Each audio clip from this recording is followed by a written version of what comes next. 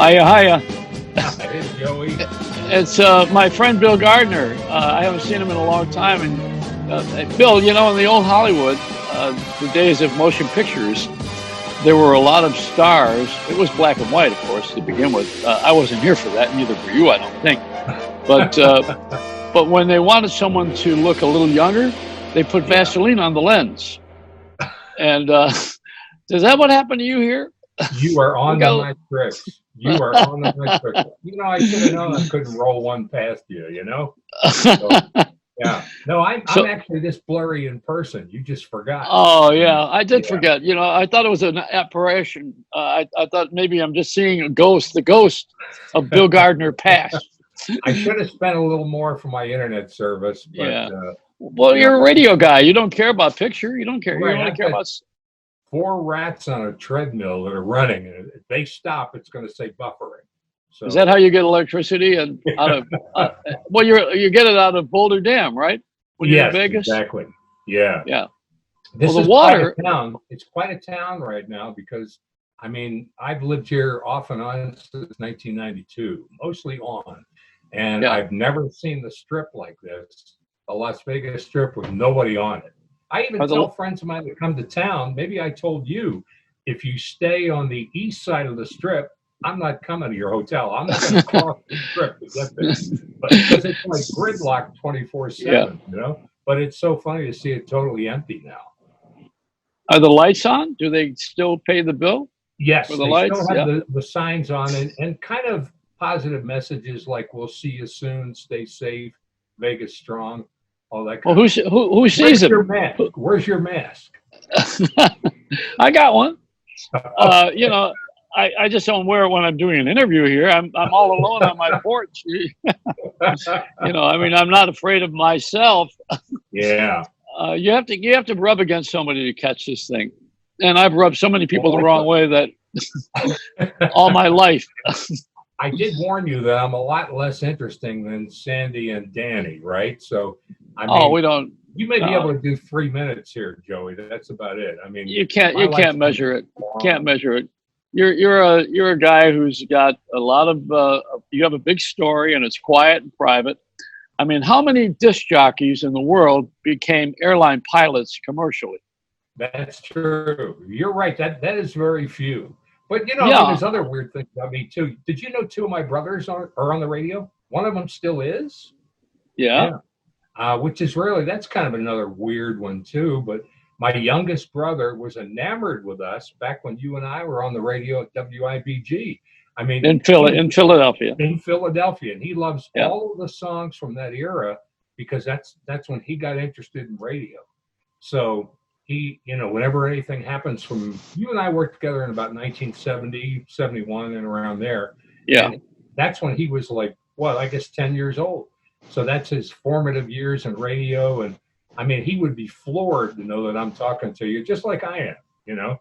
I mean, you know how I feel about you. You know, I think you're the man.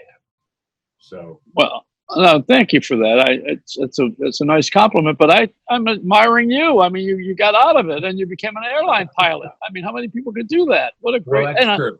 Yeah. And a commercial one, not just. I mean, you were on a regular Eastern Airlines, wasn't it? Eastern at the time. Right. I was flown into Miami where Eastern Airlines said, "Hey, Bill Gardner, come on down here and fly the red eye to San Juan out of Newark." You know?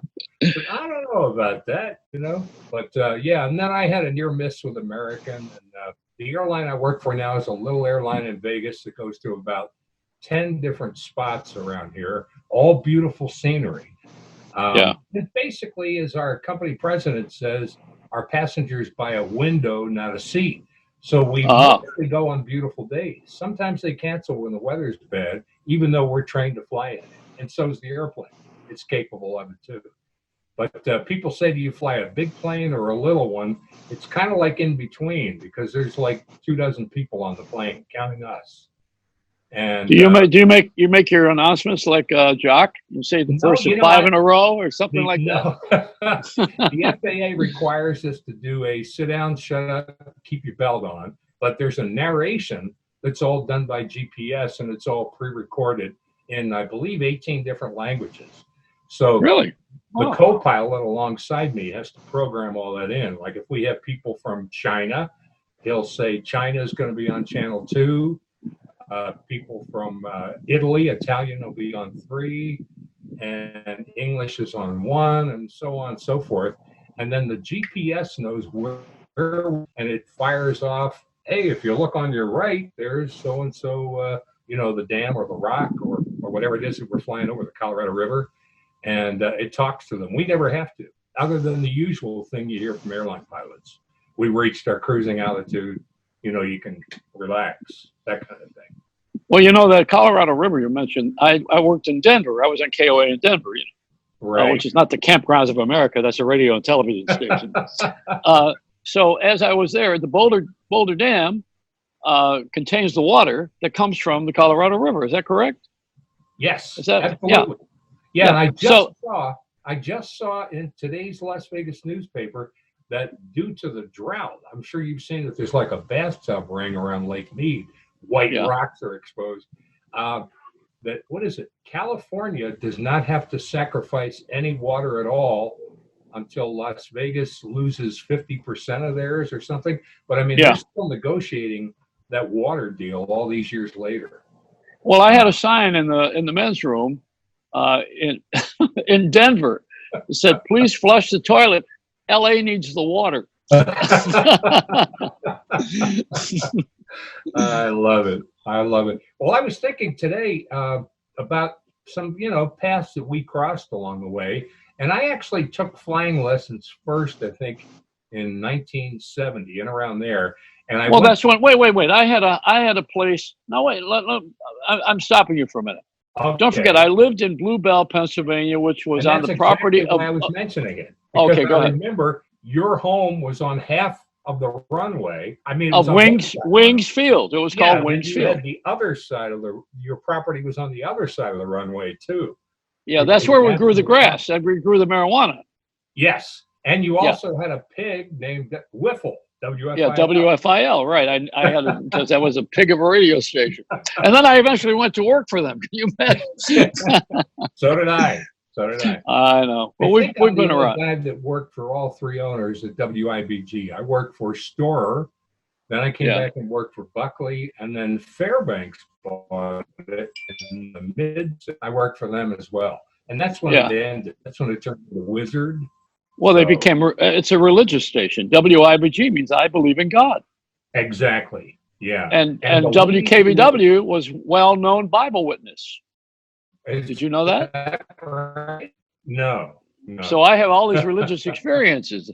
And WOR is white-only radio. That has nothing to do with religion, but there wasn't a black guy on the air. Well, all those acronyms are a hoot. I know I took a tour group. When I worked 10 years as the morning guy in Phoenix at KOOL, we did trips around the world to various places, bring our listeners.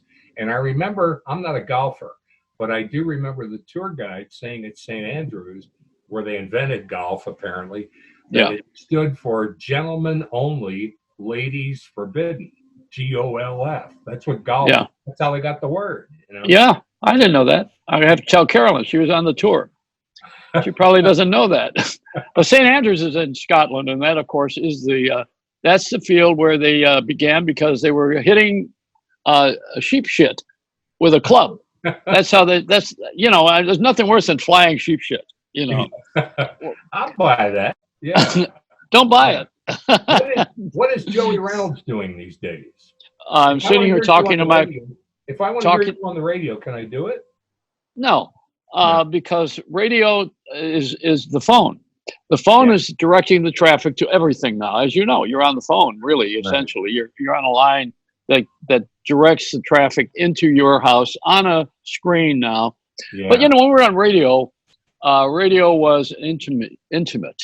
And I always liked it because I thought that we could say things and people would imagine them.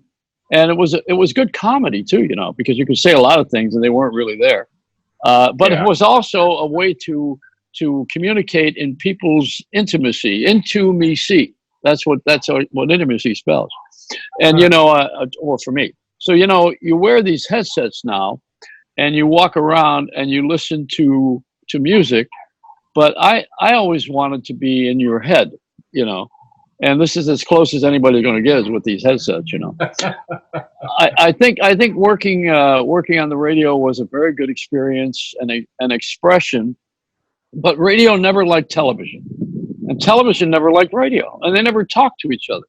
There was a war at the beginning of the I don't know when it was, 40s or 50s, I guess, when radio had taken everybody from TV. Oh no, television took everybody from radio. I got it wrong. Arthur Godfrey and the What's My Line show and that show and Jack Benny and everybody came from radio to go onto television. That's what General Sarnoff did with NBC and also Paley with CBS. I think what happened when I got into the game, which was years later, and we were playing music. Now that music was records. We didn't have a band, but earlier days they had a band, and they would have orchestras, live orchestras on the. I know I'm saying all this as if there are people who don't even know that we did. You're this. Right. No, you're exactly right. Yeah, I mean, I have had people ask me what are records or something like that. And I do remember when I worked in St. Louis, we had a musicians union. We not only had engineers to run the controls, but a musicians union guy had to put the record on the turntable for the engineer. Yeah. Because musicians were basically being taken out of work by these fancy new things called records. So, and that was old radio there that had evolved in St. Louis. Well, that's the AFM. We had that in New York at NBC, and they didn't need them anymore. So what we did is have them go get the water. And that was it. They come in and change the water every hour. And I was like, they're paying them. They had to pay them. We had to keep them on the payroll, Yeah. You had to have a de facto union member. Yeah. And he could go de facto himself. Nobody really cared. Now, what happens these days is we have radio and television together. It's called the phone.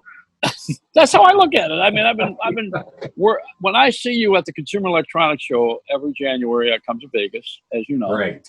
And I try to learn more and more about electronics, but I have an impairment. It's age, I think, or it's generational. It's something where I just don't want to know circuitry. You're an engineer guy. I mean, you are a science person. That's how you fly, right? I forced myself into that. I'm not really a born engineer. Although my father was. He was in television. He was on the technical side of television. Oh, I didn't know that. I'm not a born engineer. Where are you from? Where are you from? Philly. Yeah, Philadelphia was my hometown. And my father was a behind-the-scenes guy for KYW TV in Philly, and then evolved, maybe his final days there, the last 10, to the crew member at the Mike Douglas show who used to throw the mic at the beginning. He was the old man who would throw the microphone to Mike Douglas, who'd sing or talk or whatever he did, which was kind of cool. As a matter of fact, to this day, that's why I kind of have a little bit of a negative twinge about Billy Joel, because I remember my father telling me that Billy Joel said, "Hold this, old man," and threw the microphone over at him like. And from that day on, when I ever played a Billy Joel song on the radio, if I got a chance to just put a little barb in, I would, I'd say, "Now here's Billy Joel, the guy whose wives are younger than his songs," But it's only because he kind of gigged my old man on the Mike Douglas show, So well, we met in Philly. We met at WIBG when Buckley bought the station. I was in Hartford, and he had me come from Hartford to Philadelphia to give it a goose. And I was pretty. I was a little feisty. I was a little guy like this, and when we brought you in, it was like, "Oh my, Joey Reynolds is coming down." So I love you to death, man. And I mean, how many Joey Reynolds stories can I tell? I can't tell my favorite, right? About you can tell your favorite. Go ahead. The payday one. Yeah, sure. Okay. This is my all-time favorite Joey Reynolds story, but it tells you what a heart this guy has. I mean, everybody thinks Joey's funny, and some people say he's a great guy. Some guys say he isn't, whatever. But I can tell you this. They used to hand our paychecks out to us at WIBG, and this is maybe 1970, 71, and around there somewhere. And they handed me my paycheck. I happened to be standing with Joey in the music library. They handed him his paycheck. and he saw my paycheck and he said, "Wait a minute, is that all they're paying you?" And I said, "Yeah." And he says, "Come with me." And he grabs me by the shirt. And I said, "Where are we going?" He says, "We're going down to Buckley's office." So we walked down the hall to the station owner's office, which was maybe 25 feet away, but he had the big fancy one, the carpeted one at the end. And Joey, who's the star of this radio station, and I am nothing. I mean, I'm a midday guy that's just barely in the radio. But anyway, Joey looks Rick Buckley in the eye, holds up my paycheck and says, "You know what? If you don't raise his salary by $100 a week, we are both," expletive deleted, "walking out of here right now." And I'm thinking, couldn't you have maybe run this by me, Joey? They could care less whether I leave, but Joey Reynolds, they didn't want to lose, so my pay went up by $100 a week on that day. And like I say, I went from being the lowest paid guy at every station to the highest paid pretty much the rest of my career. That's because of your talent. That's your talented. That's why. They weren't paying you according to talent. They were paying you according to your father's mic technique. No, you know, it's very nice that you say all that. Thank you very much. I'm flattered by it.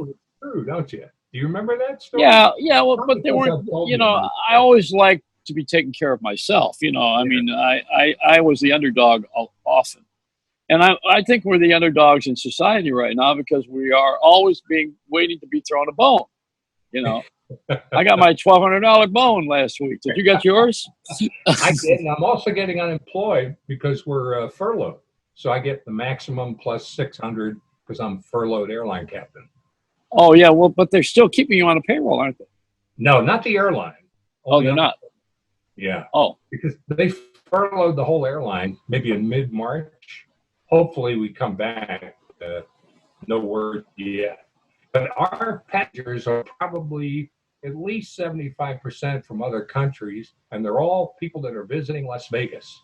So until those strip hotels start filling up again and people go, "Wow, I'm losing too much money. There must be something else to do in this town," like go see Bryce Canyon or Grand Canyon or fly over a bunny ranch. Yeah, there you go. Yeah, that's where bunnies are. That's a reproduction center, isn't it? Yeah. We fly to a dude ranch on the North Rim, which is kind of cool. Take people over there, they stay in covered wagons and all that kind of stuff. That's one of the destinations we go to.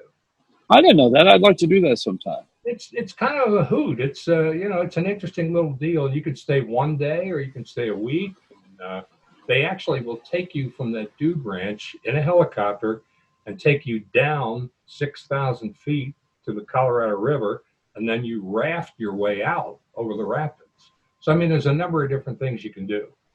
So, how do you feel about what's going on with the airlines in middle seat now? They don't know whether to or go blind. Yeah. So what's the story here? I think it's a bad idea to put anybody in those seats, and I don't think I'd like to fly right now. And that's one of the beautiful parts about our job as pilots. We get to fly free in any airline. But no thanks. I think I'll stay right here. Well, is this true? They tell me that the air in the cockpit where you guys are up front is from the outside. Is that right? Is it the first air? It's all recycled air through the engine, what they call bleed air. And it doesn't matter front or back. It's the same system. It doesn't? Someone said that there's better air in the pilot's section. That's why you're more alert. The only thing there is pure oxygen. If you need it, there's a mask. And what happens is if there's only two guys flying and one leaves the cockpit to go to the restroom, just in case something would happen where there was a sudden loss of pressure, the other guy has to breathe pure air till that guy comes back into the cockpit. But that's a special oxygen system that does that. Well, what are the airlines going to do now? They're going to get rid of the middle seat? They seem to not want to do that. They're saying, okay, if it's not full. Yeah. I mean, I think our problem right now is we don't know whether we want to make money more than we want to be alive. I made my choice. How about you? Yeah. Well, I wear a mask to go in the other room, I think somewhere along the line, we're probably going to, at my age, we're older, but now they're saying younger people are are getting this too. I don't know. See, I don't know what this thing is. I don't like the unknown. I don't like dealing with the unknown, because how do we know to treat something and we don't know what it is? Right. The only thing I think is, I'm one of these guys that gets a flu shot every year. And me too. They always say that they customize it for the virus they expect, and they assume that it will probably fend off most cases of the flu, but they're not sure. And I think with the amount of great brains we have in this country, that they're working on trying to do the same thing for this. So again, I think they'll come up with something, but they don't want to stick it right in you without knowing what it's going to do. Because again, speaking of sticking it in you, you're old enough to remember thalidomide side effects of medicine. So they want to be real cautious about it before they go straight ahead, I think. Well, now let me segue here into something that I have in my mind. When I first was in Detroit, I just want to tell this story because this shows you about what I'm all about these days with no separation. And I'm not talking about social distancing. That's a phenomenon that's special only because we don't want to catch something from someone else that's not good. Right. But friendship, if you catch that from someone else, or a hug, that is good, but not now. So put some of these things on hold. What I'm saying is that I left Detroit on WXYZ, which is owned by ABC, and my manager, and the only time I had a manager, was Tony Mammarella, who managed, if you recall, he was the producer of American Bandstand. Oh. And the only manager I ever had was Tony. Of course, I still had Freddie DeCipio on my neck years later, but not as a manager. He just wanted me to play the records. But anyway, Tony was a legitimate manager. So when I went to Philadelphia, I was used to having camaraderie. Now, you saw it last night if you watched the thing with Danny Neverett and Sandy. The three of us we're all different personalities, but we're like the Rat Pack. They all got along. Frank Sinatra and Joey Bishop, and they're all friends, Yeah. And you always jabbing each other, but you're friends. Yeah. Now, when I went to Philly, where Tony lived, he had 8 kids. He was very Catholic. And Tony Mammarella had asked me to come to Philadelphia. He thought it'd be a good idea to go on this station called WIBG. This is years ago now, in the mid-'60s. They were hot as a pistol. Yeah. There was no WFIL except for TV, and Dick Clark was on the radio on WFIL. He was a booth announcer. Tony plucked him out when Bob Horn attacked a girl in the park, and this is a sexual acting out that made the front page of the paper, owned by Walter Annenberg, who owned the TV station and TV Guide. That's right. So and WFIL too. Yeah, and AM and FM and the TV. So now Tony Mammarella said, "Why don't we go to WIBG?" So I went out with Joe Niagara, who was one of the personalities, and Joe and I got along pretty well. And I said, this would be good. He said, "I hope you come here." He said, "You'll be a great addition to the station. You got a great reputation for being a wild man, and just stay away from high lit because he's poison." So I said, "Okay." I didn't pay attention. Next day, I'm out with lunch with I think it was Bill Wright Jr. or Sr. or whatever his name was, and he was one of the jocks there. And Tony's friends with everybody. Tony Mammarella was great with everybody. So Bill Wright is telling me, he says, I give you my vote, and you couldn't ask for a better manager, but I would stay away from a high lit. And I said, "Oh boy, that's 2 votes." So now I go out with high lit, and High says, I would stay away from Joe Niagara and Bill Wright. I said to Tony, "I don't want to work here. Nobody likes anybody." Yeah. Like last night, we're all friends. Like I said, how can you work with people you don't like? Now, when you were there with me, we all got along. We all liked each other. John Landecker, remember John? I was going to ask you who was on the staff at that time. Because Ed Richards was another guy. There were a few people. He's no longer with us. No. Yeah. But a lot of people are no longer with us. Pardon? Yes, I know. Was John Wade the morning guy back then? I think it was Sam Richards or something. I forget. Ed Richards. They gave him another name. It wasn't his real name. I don't know. Listen, I didn't pay attention. I was so self-centered back then. I had a mirror on my chest. I didn't care. But I did care about, I love getting along with you guys. You're my friends, Yeah. And I remember that station had a rich heritage, because back then, this WIBG radio was started with rock and roll, and they played records like Little Richard. Now, I find that in this time, you did an interview with Little Richard. Not back then, but you did one when after he joined the Seventh-day Adventists, did you, when he became religious? I don't know what period. This is right before his appearance in Phoenix, playing, or I should say singing, all his classic hits. And he was about to play a place called the Celebrity Theater in Phoenix. I don't know what you could compare it to, but whenever any name came to town, that's where he was. And I sent you a copy of the interview, but it's kind of interesting. There are a couple of things he said, because I asked him questions like, hey, tell me a little something about you personally, Little Richard. When you want to talk to a friend, really dear friend, who do you pick up the phone and call? And you know what he said? Elton John. And I thought, really? Now I think they're from two different planets. And then I'm asking him, well, what are you doing in Phoenix? And he said, well, I was out here anyway because I was performing at a wedding. And it was Tom Petty's wedding. Oh, boy. Some interesting connections in there, But like you, he's another guy that people turn away. But I found him to be a very warm, genuine guy. And he didn't hold that back. If you want to hear the interview, my website is billgardnerontheradio.com. I've got a whole bunch of interviews, but Little Richard is on there. And I really was impressed with him on a personal level after being a fan for a lot of years. Wonderful guy. Wonderful guy. Well, when I was inducted into the Rock and Roll Hall of Fame, he was there. I mean, he was one of the celebrities there, one of the rock artists that was there. And Jerry Blavat, too. There's always, Jerry Blavat always shows up.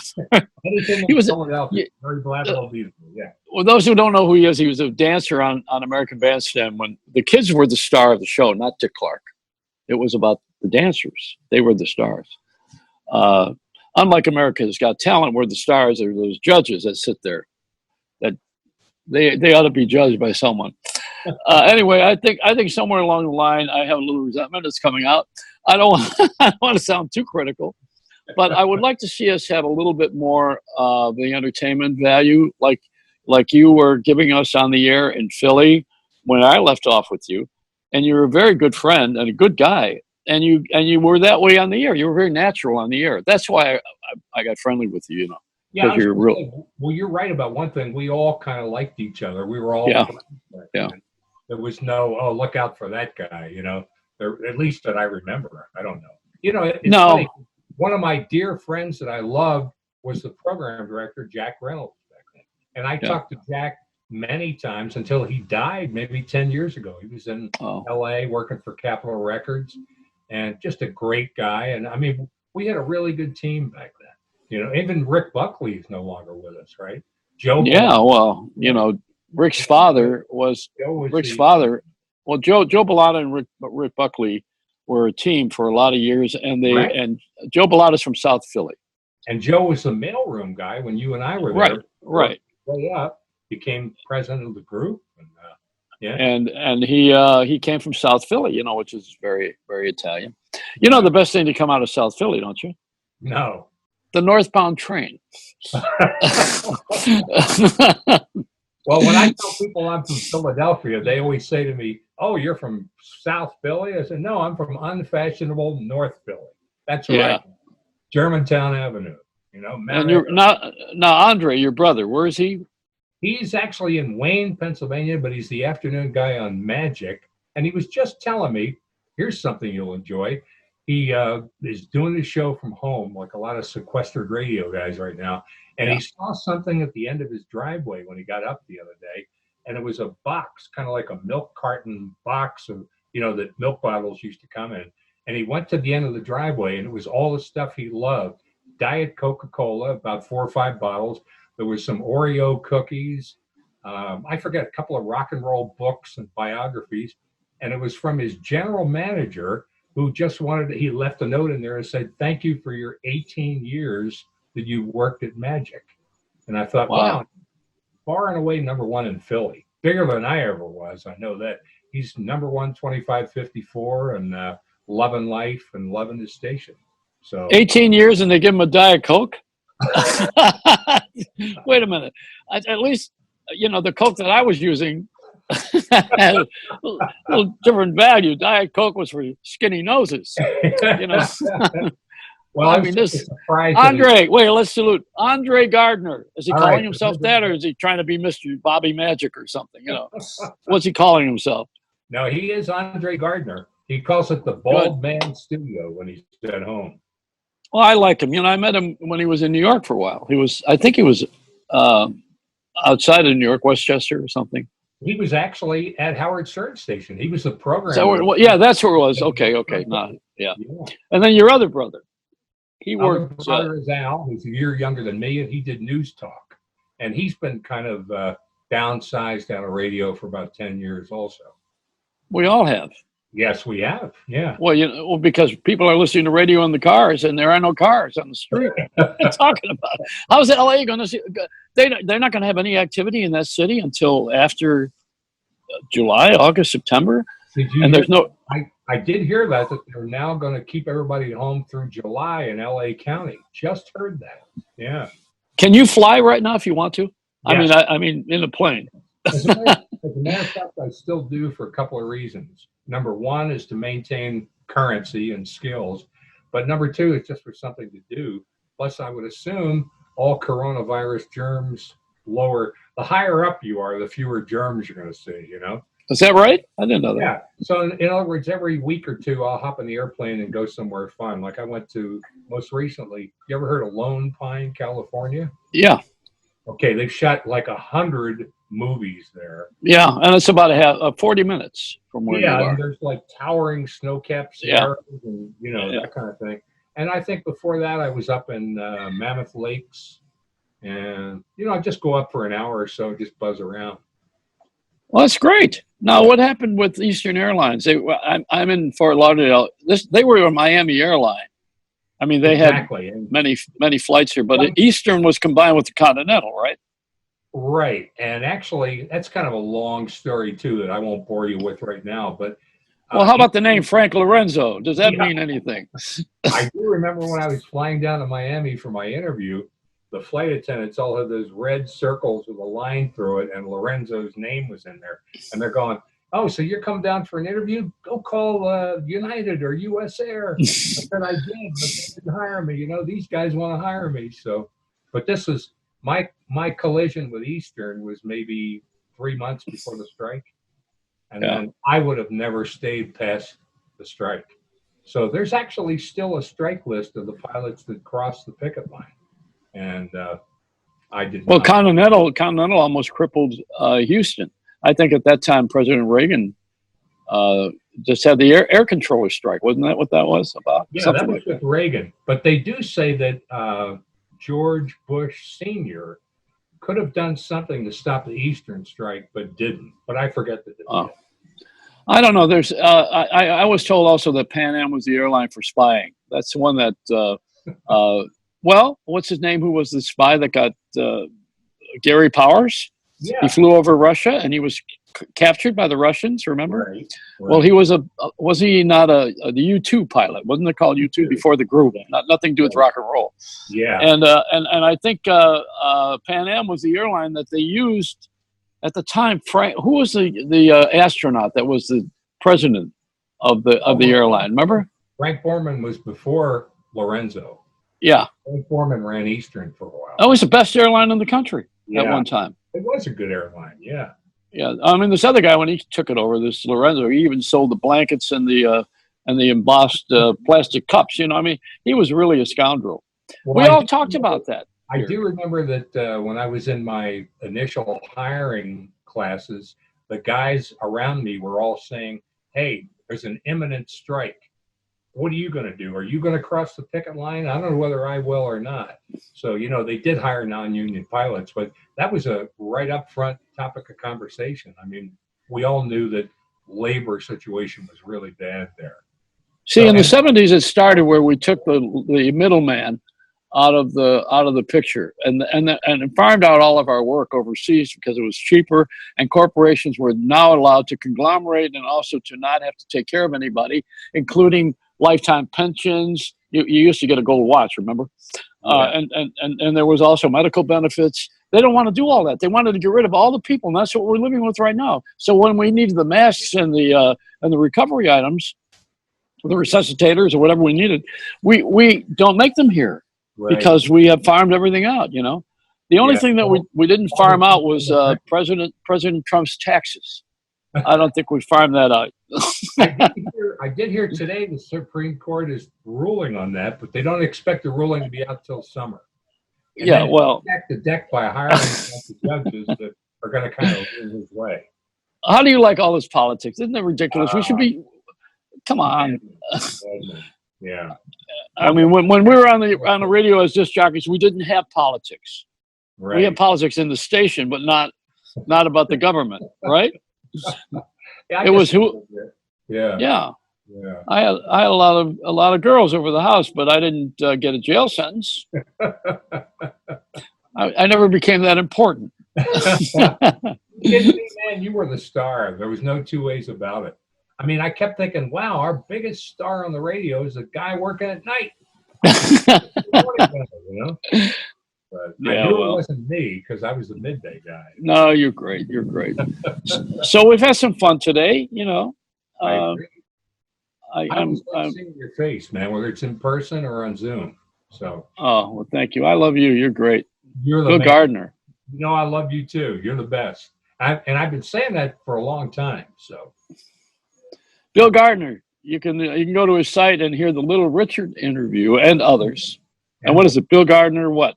Bill Gardner on the radio.com. And there's everybody on that site from, I mean, the interviews, the producer, you know about producers, but if he didn't record it, I don't have the interviews. So I have maybe 1/5 of the ones I did. But everybody from John McCain, Governor Napolitano, Little Richard, the Beach Boys, Kevin Spacey's on there. I mean, just anybody I interviewed, there's a long list. Both of my brothers. Well, that's when you got your mother forced you to interview them. I got a little desperate on those. All right. Well, thank you, Bill. Thanks for flying with me today. We're in the air, on the air. Bill Gardner. My pleasure, Bill. You're the best. Let us smile be your umbrella, but don't get a mouthful of rain.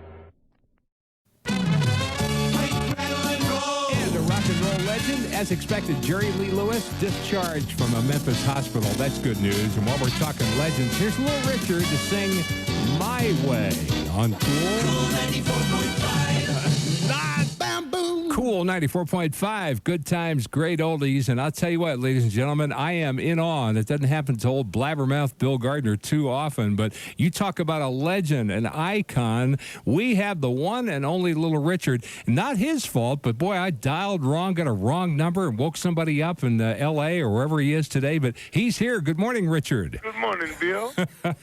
It's indeed my pleasure to speak with you this morning, sir. I'm glad to have the privilege. And you're coming to, first of all, he's coming to the Celebrity Theater Sunday night. And are there some good seats available if people want to attend? Oh, yes. Yeah. Yes. Many, many. All right. Just come on out and have a good time because this may be one of our last shows coming there because I may retire after this. You know, I was... so I want you all to come out and enjoy and see the architect. You know, enjoy yourself. They call him the architect of rock and roll. And I was looking over some material on you. You know, like I say, I've been a fan for so long that it would embarrass you if I told you how long I've been a Little Richard fan. But I noticed that you actually have an entry in if you look up Little Richard in the Encyclopedia Britannica, you're actually in there. That's right. That's right. They got it stuck in there. They got it stuck in there. And I just, the last time we was down in Phoenix, it was so beautiful. I just want all of my young friends and old friends to come on out and enjoy the real rock and roll and have a good time and see the energy and enjoy all of this good thing that you've been listening to for a long time. Come and see it in person. Well, I'll tell you what, you are, I mean, they really do overuse the phrase a legend or an icon, but you really are. And you know what? There's a lot of people who kind of did what you did after you did it. Yes. But there was nobody before Little Richard That's who right. God has been so good to let us still be here. So many of our friends are gone on. Right. And we're getting up there in age, but we're still doing it. Now we have a 10-piece jumping band. Do you? Oh yeah, it's unbelievable. And we just came. I just came in town. Yeah. I'm playing constantly, and we put some of them on the internet, but we don't put all the dates on there. As a matter of fact, I was surprised. They gave me a couple of telephone numbers to get in touch with you, and the first one, I think, was in Seattle a day or so. Seattle, I appeared there the other night. And then he's gone already. He's, in the L.A. area before he comes over here. Yes, but I'm here today because I'm performing Tom Petty's wedding this evening. Are you really? Yes, he's getting married today, and I'm performing his wedding. That's great. Yes. Oh, that's amazing. Richard, I could talk to you for 6 hours. I really could, but I've got to ask you can I throw out a couple of names from rock and roll, and you just give me a quick answer of if I throw out a name like Paul McCartney, what comes to your mind? I know how much they idolize you. I just love Paul. I think that he was just he's such an innovator himself. He's a great person, first of all, and a great something else. When I first met them years ago and took them with me to the Star Club to Germany, they remind me of the Everly Brothers. Really? I used to think there was 4 Everly Brothers. Wow. The harmony, Yeah, I saw some of the quotes that the Beatles have been attributed to saying about you. For instance, John Lennon, I guess, said at one time, this boy at school said he'd got this record by somebody called Little Richard, who is better than Elvis. Yes. The new record was Little Richard's Long Tall Sally. Yeah. John Lennon said it was so great I couldn't speak. He told me that when he first met me. Yes. Well, all right. What's your impression of, say, Michael Jackson? I think Michael Jackson is very underrated. I think he's a well-rounded entertainer. He could do it all. What a gentleman you are to say that. How about Prince? I think Prince is a genius. You do? He's a fantastic. See, I think he's kind of doing you. Musician, and he's Little Richard in this generation. Yeah. How about James Brown? Oh, I love James. I was raised up with James Brown. Right. You're both Georgia guys, huh? Young guys together in Georgia. I think James is a very, very hard-working man. Right. And like you're not? Like you're not? I mean, you're out on the... I am too, but I don't dance around as much as he does. He danced a lot, and Tina Turner danced a lot, which Tina's unbelievable. Right. Let me ask you this, Richard. What will we be surprised to know about you? In other words, I remember asking one guy one time, big country star, who's a big burly guy, and he told me he went out and planted daisies all the time. And I thought, well, that's kind of surprising. What would the public be surprised to know about Richard Penniman? What would be shocking to people about me, that nobody would ever believe, that I'm very shy. Are you really? Yes, I am. Isn't that amazing? Now, I am too. When I'm not working, you don't see me. Yeah. I'm hid out from people. Right. But I come alive with people. Yes. I'll say that. But other than that, I'm shy, and I like to read. I get to myself and read a lot. The fact that you come alive with people may be the understatement of the year. You are Mr. Electricity. There's no doubt about that. Oh, boy. The Lipton, is it a Lipton commercial you're in with Sally, Jesse Raphael, and George?